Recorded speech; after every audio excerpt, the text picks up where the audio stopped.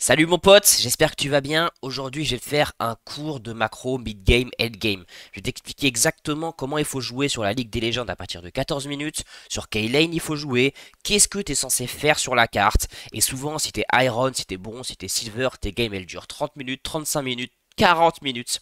Si vos games durent si longtemps à ce hello là, c'est parce que vous ne savez pas quoi faire sur la carte à partir de 15 minutes, parce que vous n'exécutez pas les bons trucs. Et c'est pour ça que ça s'éternise, parce qu'une game de League of Legends n'est pas censée durer si longtemps. Je vais t'expliquer toutes les bases que tu as besoin de savoir, jusque diamant en macro mid-game, end-game. Je vais juste pas rentrer dans les détails, les particularités de chaque champion, etc.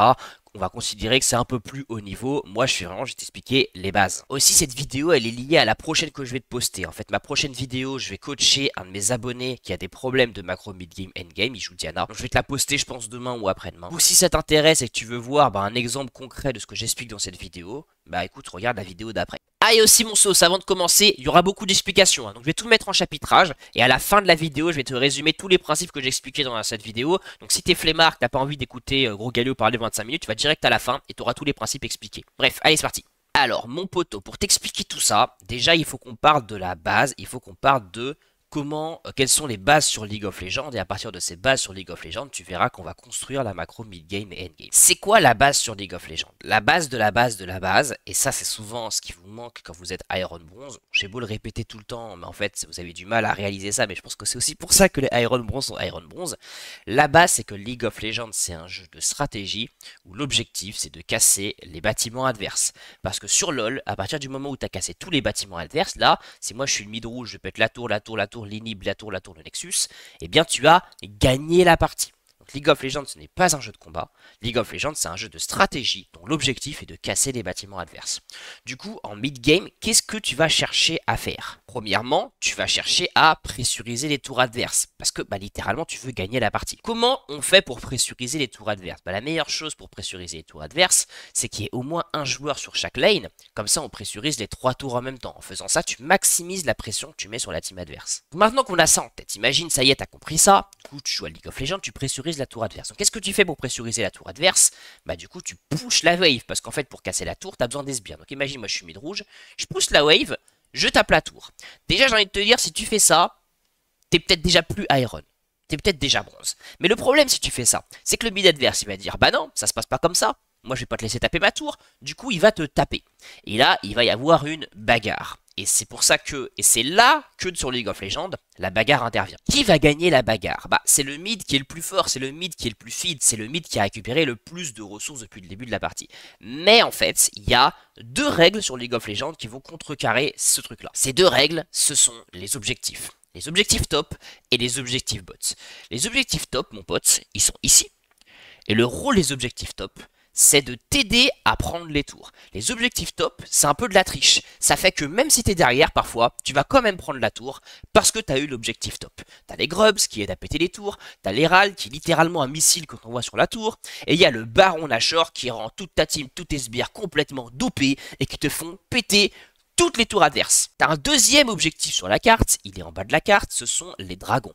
Les dragons, ce qu'ils font, c'est qu'ils dopent ta team et ils la rendent juste plus forte. Et c'est à ça qui servent les objectifs. La team qui a les objectifs, si c'est toi qui as les objectifs, eh bien le mid adverse ne pourra pas contester, même s'il est plus fort que toi. C'est pour ça qu'on appelle ça les objectifs. Du coup, la deuxième chose que tu veux faire sur la carte, c'est pressuriser les objectifs. Maintenant, on va imaginer déjà un premier scénario. Imagine, toi t'es la team rouge là, regarde, t'es la team rouge là-dessus. Et ce qui se passe, c'est que ton mid, en fait, il décide d'aller bot, et la bot lane adverse, elle décide d'aller mid. Et imagine à ce moment-là, il y a l'Herald qui joue, ton jungler il y va, toi t'y vas, ton top il y va, eux ils y vont. Et en fait, vous vous retrouvez en 4 versus 3. Du coup, vous perdez la teamfight, vous vous faites tuer, donc vous tuez lui, et du coup, ils récupèrent l'Herald. Et tu vois qu'en fait, ils ont réussi à récupérer l'Herald parce qu'ils avaient une supériorité numérique. Et ils ont eu une supériorité numérique parce que leur bot lane est venu mid. C'est pour ça que tu veux, en mid game, que ta bot lane vienne mid. La troisième chose que tu veux faire sur League of Legends en mid game et en end game, eh bien c'est tout simplement récupérer les ressources sur la carte. Et les ressources, comment ça marche? Tu le sais, toutes les 30 secondes, il y a une wave qui arrive qui est littéralement un repas que tu veux croquer. Et ce qui se passe, c'est, imagine un autre scénario, ton top en fait il vient mid, le top adverse est tout seul en top et il push, il push, il push, il push. Mais qu'est-ce qui se passe? Ce qui se passe c'est que lui va récupérer des waves alors que dans ta team, personne ne va récupérer les waves, personne ne va récupérer les repas en top. Et ça fait que structurellement, mathématiquement, la team adverse va passer devant parce qu'elle a juste plus de ressources et une équipe qui a plus de ressources a juste plus de chances de gagner les fights et donc de gagner la partie. Deuxième chose, si vous défendez pas top, il va prendre les tours top. Et mon sauce, les tours, ça rapporte un max de moula. Les tours, c'est un truc de ouf, comment ça rapporte de la thune. C'est pour ça que tu veux, encore une fois, je l'ai déjà dit, avoir toujours un joueur qui défend chaque lane. Bref, en conclusion de tout ça, ce qu'il faut comprendre, c'est que à partir du mid-game, idéalement à 14 minutes, maintenant je sais, tu vas me dire, oui mais en solo queue, ma bot lane ne veut pas venir mid. Oui, je sais. Je sais. C'est pour ça qu'en fait, dans les faits, ça se passe pas vraiment à 14 minutes. Mais à partir de 14 minutes, ce que tu veux, à partir du moment où les plates sont tombés, c'est que les bot lane aillent mid, et toi, en tant que mid laner, tu veux aller bot. Alors, petit point sur qui doit jouer où. Pourquoi la bot lane veut jouer mid? La première raison, je te l'ai dit. La première raison, c'est que ça lui permet de pressuriser à la fois les objectifs top et les objectifs bots. La deuxième raison, c'est que généralement, le support, c'est un bon ganker. Par exemple, si tu joues Pyke, si tu joues Blitzcrank, bah t'aimes bien être mid parce que ça te permet de gank à la fois la top lane, à la fois la bot lane. La troisième raison, c'est que la mid lane, c'est plus safe pour farm pour ton ADC. Si ton ADC reste en bot et que la tour bot est tombée, tu vois que là, il a toute cette zone-là à la con où il n'y a pas de tour pour le protéger. Alors que la mid lane est beaucoup plus petite, donc c'est plus safe de jouer mid pour les bot lane. Ensuite, toi, en tant que mid laner, tu veux jouer top ou tu veux jouer bot? Alors, la réponse à cette question, la base, il y a des contre-exemples, hein, mais je ne vais pas les donner aujourd'hui. La base de la base, et avec cette base tu pourras passer diamant sans problème, c'est que entre toi et ton top, celui qui n'a pas de TP doit jouer sur le side de l'objectif, celui qui a une TP doit jouer sur le side opposé de l'objectif. Regarde pourquoi. Imagine le prochain objectif c'est le baron. Alors petit exemple, on va inverser, regarde, on va mettre la top lane en bot et on va mettre la mid lane en top. Imagine ton top à toi a TP et le top adverse n'a pas de TP. On est à 25 minutes, il y a le baron qui spawn. Imagine que, à ce moment-là, le jungler adverse fait une erreur, il se balade ici, il se fait catch par ta team, le jungler adverse est mort. Et imagine que du coup, comme vous êtes fort en macro, ce que vous faites, c'est que vous pushez tout ça, et vous allez directement sur le baron, et ton top il TP au baron. Vous vous retrouvez à 5 sur le baron, la team adverse sont que 3 pour défendre, ils ne peuvent pas contester le baron, parce que leur top il est coincé en bot, il peut pas venir, il est obligé de venir à Yep, et le temps qu'il arrive à Yep, le baron est fait. C'est pour ça que quand tu joues sur le side opposé de l'objectif, tu veux une TP. C'est parce que, en fait, la TP de ton top, là, pressurise le baron.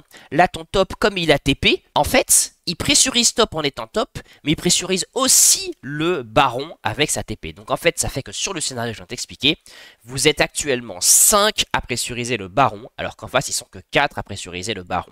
Donc, quand leur jungler meurt, ils sont plus que 3 à pressuriser le baron. Vous êtes donc en 5v3 sur le baron. C'est pour ça que si jamais tu as TP, tu veux jouer sur le side opposé de l'objectif, et que si tu as pas TP, tu veux jouer sur le side de l'objectif. Maintenant que tu as capté la base, tu as capté qu'à 14 minutes, ta bot lane doit aller mid, mettons, le prochain objectif là, c'est le Drake, tes deux top laners ont TP, voilà, les junglers ils sont du côté du Drake, on est sur du League of Legends classique, du League of Legends idéal. Maintenant, comment il faut jouer à League of Legends? Imagine, le Drake est dans 2 minutes, qu'est-ce que tu es censé faire sur la carte? Alors en fait, ce que tu es censé faire sur la carte, il y a un peu de cas de figure. Il y a le cas de figure où il y a un objectif et le cas de figure où il n'y a pas d'objectif. Là, on va dire que le Drake est dans 2 minutes. On est donc dans le cas de figure où il n'y a pas d'objectif. Je te mets du texte à droite à chaque fois, hein, comme ça tu peux relire et à la fin je te repasserai le texte. Il n'y a pas d'objectif, le Drake est dans 2 minutes. Ce que tu veux faire, ce que la team veut faire, c'est vous voulez à chaque fois que la wave arrive, là imagine en bot, la wave elle arrive, contester la wave en premier. Donc imagine ta botlane fait le truc correctement, elle arrive en première sur la wave, elle la push en première. Ça fait qu'elle peut avancer, parce qu'elle avance avec la wave. Et ça fait que du coup, elle peut accéder à la jungle adverse. Donc elle peut aller ici. Donc tu vois, la botlane adverse là est coincée sous tour. Ta botlane à toi vient d'aller jungle adverse. Et elle va aller ward la jungle adverse. Mettons, toi, tu fais la même chose. Ta push en premier, donc le mid adverse est sous tour. Tu te mets là, tu décales et tu vas ward la jungle adverse. Et ensuite, tu reviens sur la lane. Qu'est-ce qui se passe la wave d'après? La wave d'après, ce qui se passe, c'est que bah pareil, rebelote, la wave arrive, sauf que cette fois, tu as la vision sur la jungle adverse. Tu as donc pris un avantage positionnel sur la jungle adverse qui va t'aider à prendre le prochain objectif, qui est le Drake. Maintenant, on va sur le deuxième cas de figure. Il y a un objectif. Donc imagine que vous avez tout bien fait, le Drake spawn, vous avez bien recall 1 minute avant le Drake, très important pour récupérer des ressources pour jouer le Drake. Comment on joue un objectif sur la Ligue des Légendes? Eh bien, pareil, ce que tu veux faire pour jouer un objectif, c'est récupérer en premier la prio sur les deux waves adjacentes à l'objectif. Donc en l'occurrence sur la wave mid et sur la wave bot. Pourquoi? Imagine, ta bot lane, elle a bien fait le taf. La bot lane adverse, en fait, le support est en train de cueillir des fleurs, il se balade. Le jungler adverse, on sait pas ce qu'il fait. Et toi, ta bot lane, elle joue bien. Elle a bien push ça. Elle va direct par là. Elle rejoint le Drake. Toi, même chose. T'as push en premier. Le mid, il est là. Tac, tac, tac, tu ward ici. Tu rejoins le Drake. Si vous faites ça, ça fait que premièrement, vous êtes premier sur la position du Drake.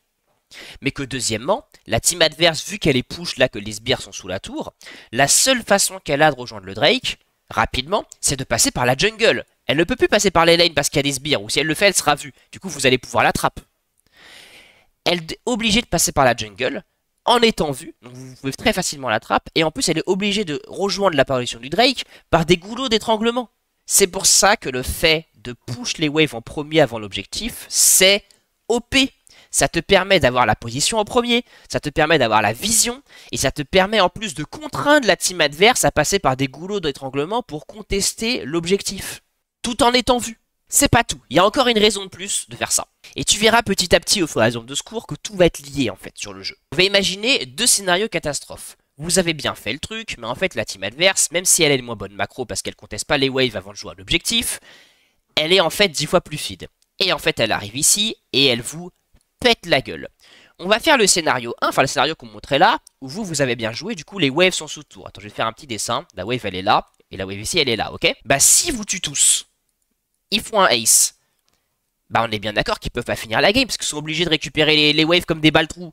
Donc ils vont revenir sur les lanes comme des balles-trous, ils vont les push, et le temps qu'ils les push, on est bien d'accord qu'une wave c'est toutes les 30 secondes que ça spawn une wave, hein.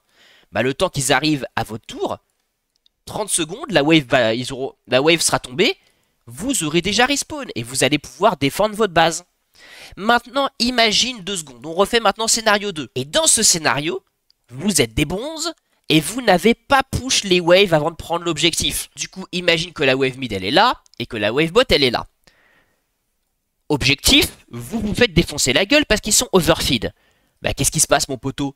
Et bah ils peuvent terminer la game, parce que la wave elle est déjà sous tour, donc ils peuvent directement aller push ça, exploser la wave, prendre la tour, prendre l'autre tour, prendre l'inhib, c'est à ce moment là que vous allez respawn, et là, ils recall. Et vous voyez qu'en fait, dans les deux cas vous vous êtes fait ace, dans un cas vous perdez, je pense, une tour mid, une tour bot, dans l'autre cas vous perdez 2 tours plus inhib, juste parce que vous n'avez pas push la wave. C'est pour ça que pour jouer un objectif, tu veux toujours push les deux waves adjacentes à l'objectif avant de le prendre. T'as capté mon sauce? Maintenant on passe au cours d'après. Maintenant je vais t'expliquer sur la Ligue des Légendes, en tant que mid laner, comment tu fais pour side lane, comment il faut que tu joues sur ta side lane à partir de 14 minutes. Alors, on va faire tout ça à partir d'un exemple très concret. Imagine, tu sors de la base, tu vas bot direct. Ta team a recall après toi, ton jungler là il vient de sortir de la base, ta botlane a recall en dernier, et elle sort de la base maintenant, et imaginons que ton top aussi d'ailleurs il est à la base, et que sur la carte on voit que le top laner adverse qui est ici en train de push, et toi tu es là. Donc attends, je vais dessiner les waves, lui la wave elle est là, et la wave en bot elle est là. À ce moment là, est-ce qu'il faut que tu pushes cette wave? La réponse c'est non. Et pourquoi la réponse c'est non? Si tu me réponds parce qu'on voit pas la team adverse, c'est la bonne réponse. Mais il y a une réponse qui est encore meilleure que celle-là. Parce que tu as raison. Effectivement, on voit pas la team adverse. Donc si tu es là et que tu pushes, si ça se trouve, en fait, tu le savais pas, mais le jungler adverse était déjà là. Le mid, il était là. Et en fait, le support, on sait pas pourquoi il était là. Et en fait, voilà, il débarque à 3 sur toi, il te vole ton goûter, et t'es mort. Mais pourquoi, sur ce scénario-là, la team adverse peut se permettre de ne pas se montrer? La team adverse peut se permettre de ne pas se montrer parce que ta team n'est pas en train de pressuriser des lanes. Imagine du coup, comme tu as capté ça, tu joues intelligemment, t'attends dans l'herbe. T'attends dans l'herbe, le temps passe, ton jungler il farm, ta bot lane elle se met à pressuriser le mid, à push la wave mid sous la tour. Ton top laner il défend en top, il est en train de se foutre sur la gueule avec le top adverse. On est d'accord que vu que ta bot lane est en train de pressuriser la tour, la team adverse est bien obligée de défendre la tour, sinon on va perdre la tour. Et si tu donnes les tours sur LoL, tu perds la partie. Du coup, bah, la bot lane adverse, elle se monte. Maintenant, on recommence le scénario. Bah, la question que tu dois te poser, c'est qui est-ce que je ne vois pas? Qui potentiellement peut être sur ma gueule? Et est-ce qu'ils peuvent me bolos? Et c'est là que, si tu as gagné ta lane, normalement tu 1v1 le mid adverse. Donc là, la réponse de si tu peux avancer, bah, j'ai envie de te dire que c'est ça dépend. Ça dépend si tu penses que les gars que tu ne vois pas sur la carte peuvent te tuer ou non. Donc mettons tu commences à push cette wave, il y a deux cas possibles. Il y a le cas 1, c'est le cas où, comme je t'ai dit, personne ne conteste. Donc imagine le mid il est là et le jungler adverse il est là. Si personne ne conteste, mon pote, je te le dis, pour moi, à bas elo, 90% des cas, tu pushes, tu rejoins pas ta team, tu t'embalèques de ta team, tu pushes. Surtout si tu joues un mid laner qui est fort contre les tours. Le gars que je vais coacher après, il joue Diana. Par exemple, si tu joues Diana, tu pushes, tu t'embalèques. Pourquoi tu pushes? Je vais t'expliquer pourquoi. Déjà parce que si tu pushes, en fait, tu vas tout simplement récupérer la tour bot. Ensuite, parce que la team adverse, c'est pas non plus des rois des sgegs. Quand ils vont voir que t'es en train de prendre les tours et que tu vas prendre les nibs, ils vont aller sur toi. Et à tous les coups, ce qui va se passer, mon pote, à tous les coups, c'est qu'ils vont dire « Oh là là, Diana va prendre les nibs !» Ils vont débarquer sur toi. Ils vont tous débarquer sur toi.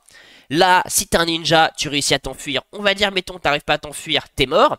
Ils t'ont buté à 4. Et bah du coup, ta botlane n'a plus personne qui défend. Du coup, ta botlane, elle push jusque la tour. Tac, tac, elle arrive ici. Du coup, ils font « Oh là là, la botlane, elle est en train de péter les nibs. » Du coup, ils vont aller sur ta botlane. Ça va teamfight ici. Mettons, pire scénario possible. Mais vraiment pire scénario possible. Ta team, elle meurt. Mettons, hein. Mettons, voilà, ta team, en fait, c'est des sgegos. Ils sont tous morts. Ils ont pris, mettons, 2 gars dans la fight. Bah là, vous avez donc perdu la teamfight. Mais qu'est-ce qu'ils vont faire, tu penses, les deux là? Tu penses qu'ils vont finir la game? Ils peuvent pas finir parce que la wave, elle est sous leur tour inhib. Et donc ils ont pas de wave. Donc en fait, le temps qu'ils arrivent à ta tour, ils auront qu'une wave. Donc ils vont prendre qu'une tour. Parce que vous aviez le push. Et là, c'est là qu'il faut que, dans ta tête, que tout se lie d'un coup.